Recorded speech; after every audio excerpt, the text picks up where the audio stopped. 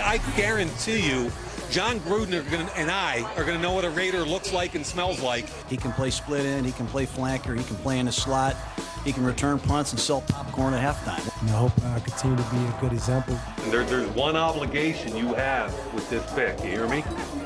Yes, sir. And that's leadership. Yes, sir. We're excited about this guy. Oakland Raiders trying to turn around a 4-12 season from 2018, making some moves. Obviously, one of the biggest moves of any team this offseason, getting Antonio Brown from the Pittsburgh Steelers, and also having 3 first-round picks to use. I mean, they stole this guy from the Steelers for a 3 and a 5. Now, they're paying him a lot of money, but they did steal him from the standpoint of draft pick compensation. To come out of this offseason, Chris, with Antonio Brown and 3 first-round picks, that's an amazing accomplishment for John Gruden and Mike Mayock. Well, I mean, amazing.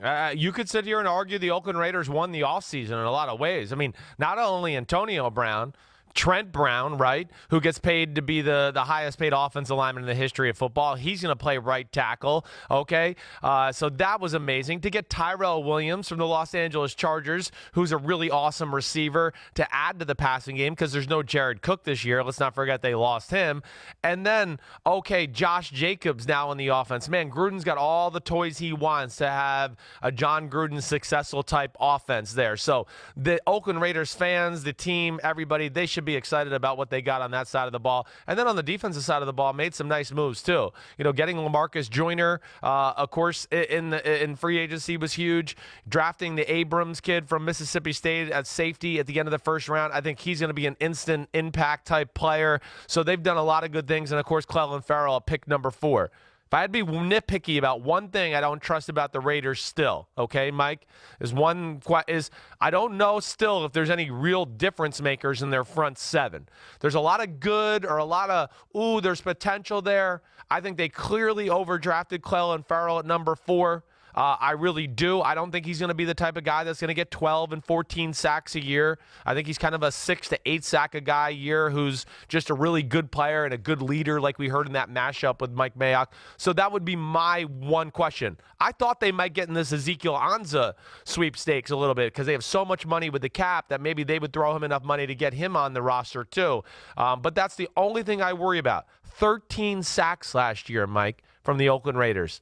I mean, that was worst in football by a landslide. Second to worst in football was 30 sacks. So that's 17 less sacks than the second worst team in football on defense. That is not acceptable this day and age in the NFL. I still think we wouldn't be saying Clelin Ferrell was overdrafted if Mike Mayock was still at NFL Network, but that's a discussion. Well, I mean, he's already told us they're overdrafted post-draft. I mean, he came out and told you that. I understand he'd be on the radar more, but he said they were trying to trade down with the Miami Dolphins. So that tells you that the value wasn't there, but either way, they wanted the player, and it was the only way they could juggle around getting all 3 of those positions, I think, in the first round, and I'm not mad at them for doing that. You mentioned Trent Brown and the money they paid him, highest paid tackle in NFL history. How surprised were you at the news that they're going to put him on the right side, not the left? Not shocked. I think really naturally that's where he was when he was with the San Francisco 49ers. Yeah, and he wasn't good. No, he wasn't good. He wasn't good. But I think there was... He was bad. I mean, when are people going to realize that the reason that offensive linemen play so well in the Patriots system has something to do with the system and not the lineman? The Nate Solder, if the Nate Solder debacle wasn't enough last year when the Giants paid him a ton of money and it didn't work, what are the Raiders thinking? I could at least get behind the idea if you're going to play Trent Brown at the position he played with the Patriots, but you're moving him back to the side of the line where he stunk when he was with the 49ers. I think stunk is a little harsh. He was bad enough to get traded. Well, he was. I think there was more to it than just play on the field there in that situation that got him traded too. So I don't know if the play totally,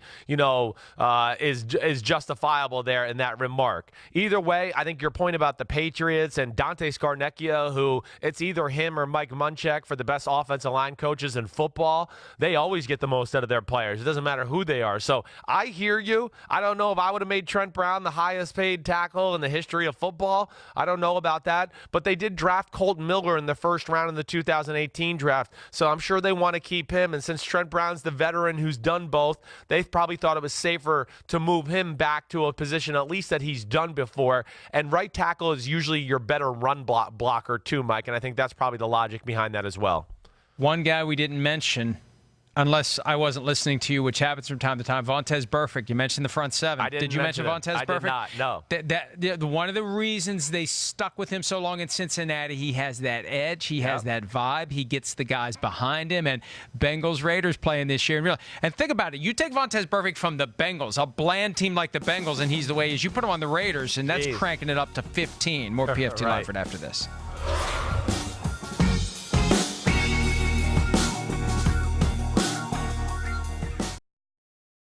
Hi, I'm Mike Tirico, and thanks for watching.